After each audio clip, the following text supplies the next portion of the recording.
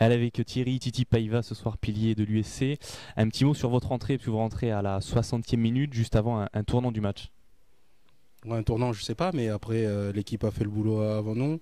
Bon, on prend une interception pendant mon entrée qui nous distance au score.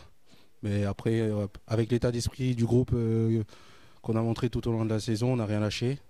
Et ça nous a souri et on marque un essai. C'est vrai que c'est ce que votre entraîneur juste avant vous nous parlait, Mathieu Cidre. L'état d'esprit, en tout cas, de tout un groupe, il a bien insisté là-dessus, qui fait que on parlait du fait de jeu en début d'interview, mais malgré tout, vous ne lâchez rien, vous ne baissez pas la tête et vous réussissez d'ailleurs à gagner à 3 minutes de la fin.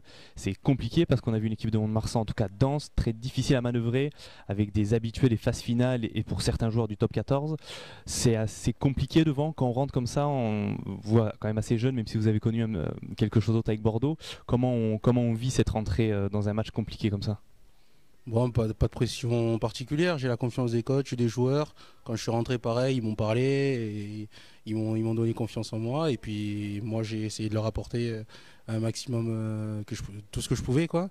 Et l'équipe a apporté aussi, chaque joueur a apporté tout ce qu'il pouvait. Et voilà, encore une fois, ça nous a souri. Et c'est notre état d'esprit qu'on a envie de montrer cette saison, de rien lâcher. Et après, on verra.